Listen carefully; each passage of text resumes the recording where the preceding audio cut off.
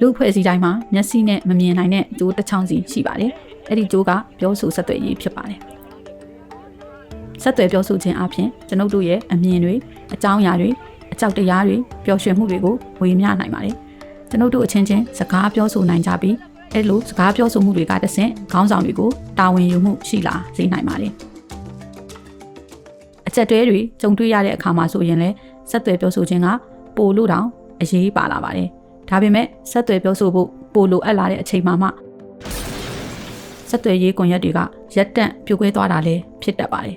ပြောဆိုဆက်သွယ်ခြင်းမရှိဘဲနဲ့မိတ်ဆွေတွေမိသားစုတွေကိုဘယ်လိုရှာဖွေရရှိနိုင်ပါမလဲအကူအညီပေးတဲ့သူတွေကိုလိုအပ်တာတွေဘယ်လိုပြောပြနိုင်ပါမလဲမဟုတ်လဲဘယ်လိုအန္တရာယ်မျိုးတွေရှိနေတယ်ဆိုတာကိုဘယ်လိုပြောပြနိုင်ပါမလဲအကူအညီပေးသူများအနေနဲ့လည်းကောင်းမွန်တဲ့ဆက်သွယ်ပြောဆိုမှုမရှိဘဲနဲ့အခြားသူတွေဘာလိုအပ်နေလဲဆိုတာမသိနိုင်တယ်လို့လူတွေရဲ့ဦးစားပေးလိုအပ်မှုတွေကိုလည်းမကြားနိုင်ပါဘူးဆက်သွယ်ပြောဆိုမှုမရှိရင်အဆက်အသွယ်ရှိတဲ့အခွင့်အထူးခံလူဒန်းစားတွေကပဲအခွင့်အရေးတွေရရှိနေမှာပါဒါကြောင့်သူတို့ဟာရရှိထားတဲ့အချက်လက်တွေကိုအခြေခံပြီးဆုံးဖြတ်ချက်ချနေကြတာလားဒါမှမဟုတ်သူတို့ကြားထဲမှာပဲအချင်းချင်းခံမှန်းချက်ပေးပြီးဆုံးဖြတ်နေကြတာလားဆက်သွယ်ပြောဆိုခြင်းဆိုတာကလူတွေကိုသတင်းအချက်လက်ပေးခြင်းဆိုတာထက်ပိုပါတယ်လျော်ကန်တဲ့ဘာသာစကားတင့်တော်တဲ့နီးလမ်းမပါတဲ့နှစ်ဦးနှစ်ဖက်အပြန်အလှန်ဆက်သွယ်မှုမရှိတဲ့ဆက်သွယ်ရေးဟာရှုပ်ထွေးမှုနဲ့ကန့်သက်ခွဲခြားမှုတွေကိုဖြစ်ပေါ်စေနိုင်ပါတယ်ဒါတွေကြောင့်ပဲအန္တရာယ်ဖြစ်လာနိုင်ပါတယ်အထူးသဖြင့်ခေါင်းပုံဖြတ်ခံရသူများအနိုင်ကျင့်အလွဲသုံးစားပြုခံရသူများအနေနဲ့အကူအညီမရနိုင်ဖြစ်တတ်ပါတယ်ကျွန်ုပ်တို့မှန်ကန်ကန်လုပ်ဖို့လိုအပ်ပါတယ်လူတွေကသူတို့အကူအညီလိုအပ်လာတိုင်းမှာသူတို့ရဲ့အဆင်ပြေမဲ့နည်းလမ်းတွေနဲ့ဆက်သွယ်နိုင်ဖို့လိုပါတယ်ဒါမှသာဆုံးဖြတ်ချက်တွေကိုမျှဝေပြီးလုပ်ငန်းစဉ်တွေဟာလည်းတာဝန်ခံမှုရှိမှာဖြစ်ပါတယ်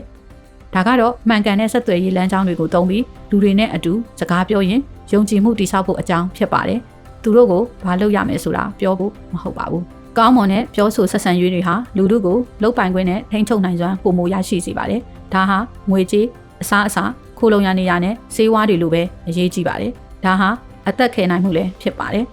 ပြောဆိုဆက်သွယ်ရေးကိုယုံကြည်မှုနဲ့တည်ဆောက်ထားတဲ့အခါမှာ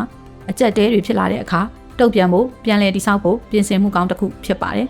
လူတွေကိုနားထောင်ပြီးသူတို့ပြောတဲ့သူတို့လိုအပ်ချက်တွေကိုထောက်ပံ့ပေးပြီးမျှဝေထိန်းချုပ်မှုတွေကိုပေးပြီးယုံကြည်မှုတည်ဆောက်ရပါတယ်